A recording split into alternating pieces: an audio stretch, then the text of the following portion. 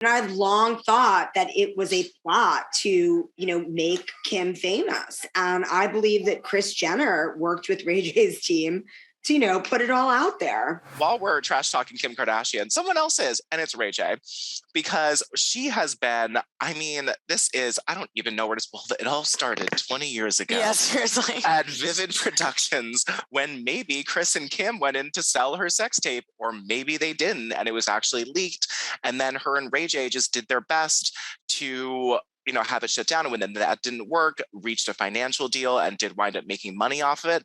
We're not sure, but Ray J has something to say about it. Now, he did an interview with the Daily Mail, and he says, I've sat in the shadows for over 14 years, allowing the Kardashians to use my name, to abuse my name, make billions of dollars over a decade and a half, talking about a topic that I've never really spoken about, talking about the sex tape ago. He says, I never leaked anything. I never leaked a sex tape in my life. It has never been a leak, which is the important part. Now, Ray J alleged that he didn't possess this secret second tape, which is the reason they're all talking about this on the new Keeping Up with the Kardashians on Hulu. Kim has this very emotional scene where she's crying, saying that Kanye met with Ray J for 4 hours at LAX, which I don't really understand, but they met at LAX for 4 hours. And Kanye says that he got a laptop with the second tape on it, Santa Barbara and Sex with Kim or something it was called. But Ray J says that there was no other sex tape because Kim had the sex tape and this other second one in a Nike box under her bed. Ray J says there were just some intimate videos and text conversations and mini videos on probably, a 2008 video phone that were taken that he gave to Kanye.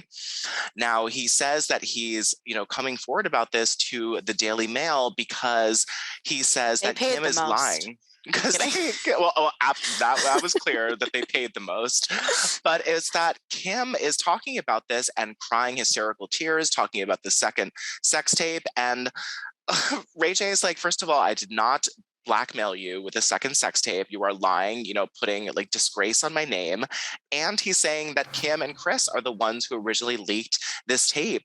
So thinking that Ray J was sort of a scumbag forever for leaking this tape was one thing, but bringing it up all again on Hulu and saying that he was trying to extort her a little bit with a second tape just was too much for him. Brandy, his sister, Iconic Songbird, posted today and she says, someone who loyal will eventually snap, something along those lines, that's not exactly what it said, but she was like, a loyal person will snap eventually was the gist of it.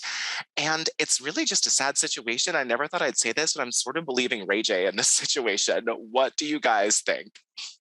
I totally do. I've long thought that it was a plot to, make Kim famous. And I believe that Kris Jenner worked with Ray J's team to, put it all out there. That was just always like my hunch. Yeah. Yeah. I don't think that's really the part that people would disagree with. I think that, it's someone, I don't think they're ever going to admit that, but I definitely think that makes sense.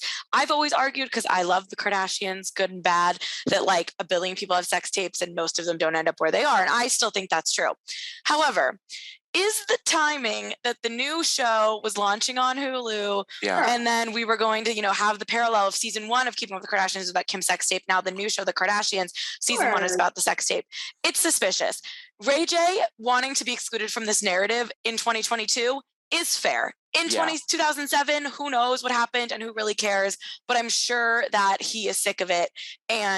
But then there's the weird aspect of Ray J's manager was the one who kind of started all of this by dropping that bomb in that interview when they were filming these episodes of The Kardashian Show. Please say his name because it's so funny.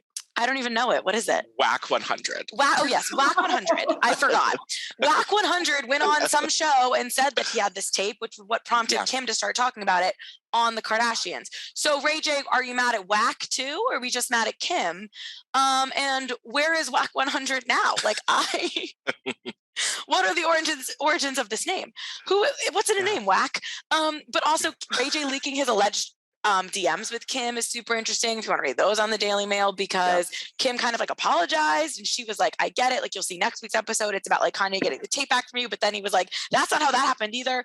So Ray J is just pissed. And justice for the sexy Can I rapper. That song was a bomb. His only good song is Wait a Minute. No, Sexy Can I? Sexy Can I's fine. Sexy Can I's fine. But I agree that the DMs that he leaked between him and Kim really makes it seem like Kim is like, I'm sorry, I know that I leaked this. I know that this is a big lie for publicity, and I'm sorry. It's sort of the subtext in all of those. She's saying it without saying it. She's saying, I'm sorry, this is going to get better, and is sort of a self-apologist here. And it really makes me believe Team Whack 100 and Sexy Can I singer Ray J. It's crazy. It's like, literally, what year is this? Yes, yes. 20 years ago, the sex tape just comes back to bite you in the ass.